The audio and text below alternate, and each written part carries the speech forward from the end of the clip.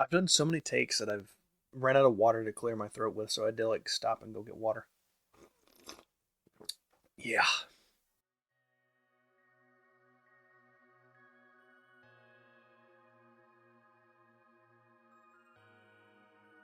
If you're big into platformers, I'm sure I don't need to tell you about Pseudoregalia, but I'm gonna anyway. Pseudoregalia is a 3D Metroidvania platformer that is inspired by the likes of Mario 64, and if you're looking for a bit more of a modern reference, something like Mario Odyssey. It's nothing but movement for the most part. That might be a bit of an exaggeration. The art style is very N64 inspired. The music is phenomenal, and I will say that wholeheartedly.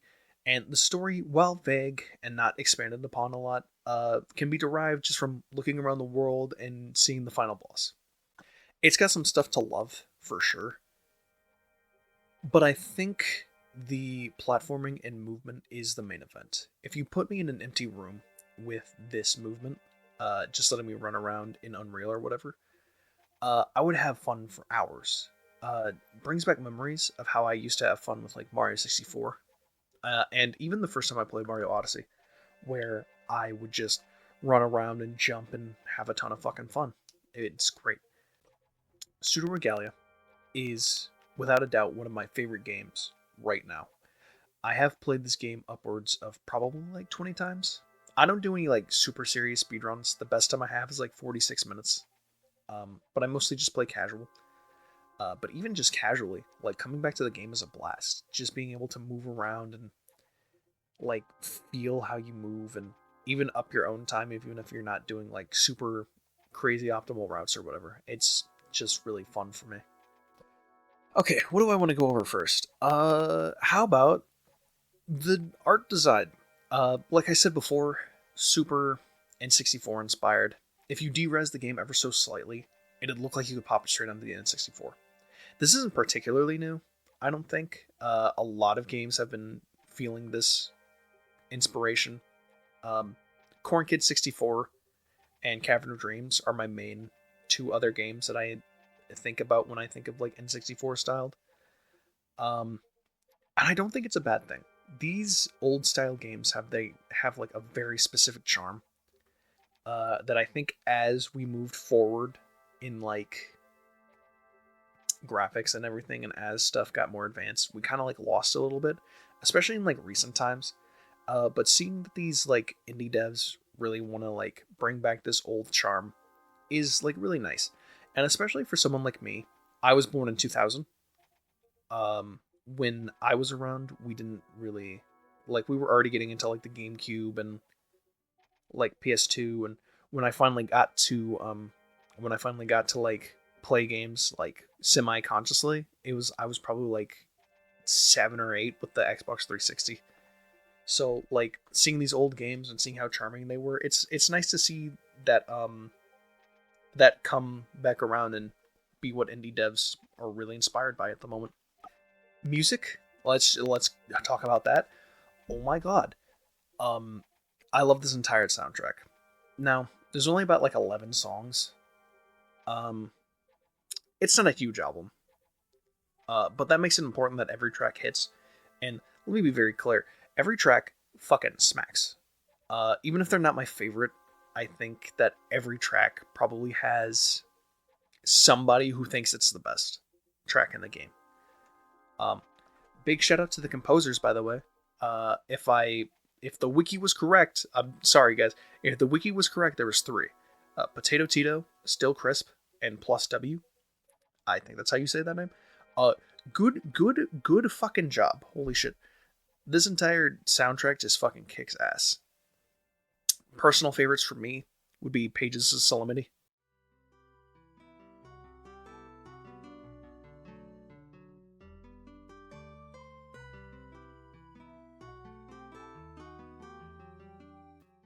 I find that game very not game song very like somber and kind of melancholic, but almost kind of happy in a sense.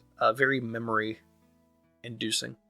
If it's not that song, I'd pick Paramesiac or Empty Bailey. I think those songs are fucking banging. If there's any song that you listen to in the soundtrack, I think Paramesiac is a banger for everybody. I think everybody thinks that song is good. Um, but like, yeah, the soundtrack is fucking banging. It's so good. This next part is going to be about like world design. I'm not big on like Metroidvanias. This and maybe like a little bit of Hollow Knight are the basis of what I know. So I'm gonna say like as much as I can without sounding like an idiot. The world design.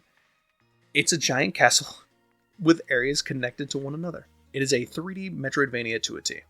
I think as you play more and more of the game, you kind of just fall into like the faster routes. Um, the first playthrough, at least with my experience with like Metroidvanias, uh, you kind of just like fumble around trying to find your way to the next area, next power up, next key, whatever, right? Now, if you're like me and you played Pseudoregalia before the map update, the map I think is a cool quality of life for like newer players, but for someone like me, I played the game so much that it didn't matter, and even then, like I kind of liked getting lost. But as a quality of life thing, it's good. I think it's a great I think it's a great QOL choice. Now, because it's a Metroidvania, your power-ups are your moves for the most part. You won't get everything off rip. You'll get you start with your jump. You'll get like your slide during the tutorial, and you'll get like wall kicks like not too far after your tutorial. Depending on how you get there. But this makes sure that you kind of like, as you're exploring, you're kind of like, oh, I don't have the moveset to get here. Oh, I'll come back later. And you go and find another area, and you see if you can get to where you need to go with that. And maybe you'll get a power up, maybe not, whatever. Right? But this makes it good for like both new players and returning players. As you're playing your first time through, you will consistently like just try to search for everything, try to find everything, right? And you'll get every moveset. But as you do more and more playthroughs, you'll kind of like cut down what moves do you need, what power-ups do you need to get. You can kind of cut down and make your routes faster if you really want to. And it's kind of just up to you from that point. Good luck. So I talked about the moveset a little bit in the earlier thing. But we're gonna go as deep as I can, because I'm very stupid. We're gonna go as deep as I can into this. The movement, like I said, you don't have everything off rip. So you start with like the basic jump. Later in the tutorial, you get the ground slide, arguably one of the most important moves. Next, I always grab the wall kick. It's not the first thing that you're gonna get afterwards, but it's the first thing I always go for. My personal favorite wall kick. I do not like the way like wall jumps work in most other games. I think this game's wall kick and Mario 64's wall kick are great examples of what I think a wall kick should be. But wall jumps in most games are usually like kind of shit, but I like the way it is in this game. Next, you'll grab like the ground bounce, kind of like your standard ground bounce. Something like what Mario does or whatever. Slide jump, you jump out of your ground slide. Kind of basically all it is. Not super important for me because I don't pick it up anymore, but it's still a fun move to use and it helps with like movement and everything, and it's still very fun. And next you get the wall run. It lets you run on walls. And that's basically all there is for the movement. But this is really important for like just how there's like 5 moves and so little leads to so much in this game that I really love. Now, because your moves are considered like power-ups, like the little white orbs you grab, there are a few duds. Bounce lets you hit enemies and objects to get some extra bounce in the air. So like if you're already in the air and you like hit something, you get a little bit of extra air time. So that's fine. It's not great. There's a power-up that lets you shoot a projectile. It's almost fucking useless. And then there's one that lets you destroy very specific green walls. Okay, I guess. I'm not going to say these are bad, but they're like really underutilized. They're all used like once or twice. In a perfect world, these moves would either like not exist or be more important to platforming. But as they are now, they're kind of like whatever. I I think because of this, there's a lot more like stuff that's kind of annoying. Like if you forget to grab, because the um the the projectile and all three of these moves, sorry, all three of these moves are very like unimportant. You use them like twice. They're mandatory like twice. Um, unless you do like some like funny stuff to try to get around it, which you can, but I usually don't. I just find it annoying that you need to get these if you don't want to like fumble around and do whatever, right? That's just annoying to me. The rest of the moves though are fantastic. With all these moves, you could put me in an empty area, and I would still have a good time just jumping around. The wall kick and slide are my personal favorites to use. Wall kicks are just fun. Um, like I said before, I hate the way that wall jumps normally feel, but in this game it's good. The slide gives you the option for super slide jump, or super slide hop. Sorry.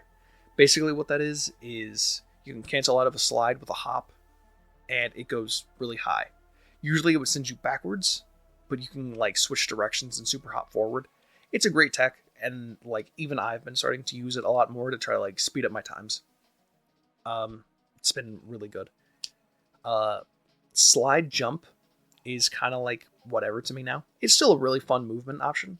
And it's really good because you can still do like the slide hop out of it at the end of your jump. Kind of. So it still has some uses, but it's kind of like falling down my list. And then the wall run is the wall run. You know, it's fun. I think it's cool. Um, it's not like particularly my kind of thing, but it's fun to use, and I still like having it around. But yeah, I don't know how to end this, so I'm gonna say something like kind of important. I love this game, banger game. There's so much I could say about how I love this game, but I think the most important thing to say is that it's comfortable for me. Similar to how I feel about like Elden Ring and Dragon Ball Xenoverse 2, which eventually I will make a video about Dragon Ball Xenoverse 2. I've been meaning to make a video about that for a long time, but we're not on that yet. Um, I just love coming back to play this game. If I'm in a bad mood, I just feel like shit. Going back to Pseudoregalia just brings me a comfort that a lot of things can't. It's one of my true comfort games, and like for one reason or another, I couldn't put my finger on why, but I always just come back to play it. Yeah, I don't know what else to say. Thanks for watching. I might make another video soon. I said that last time and didn't, but hope you enjoyed. Gooby.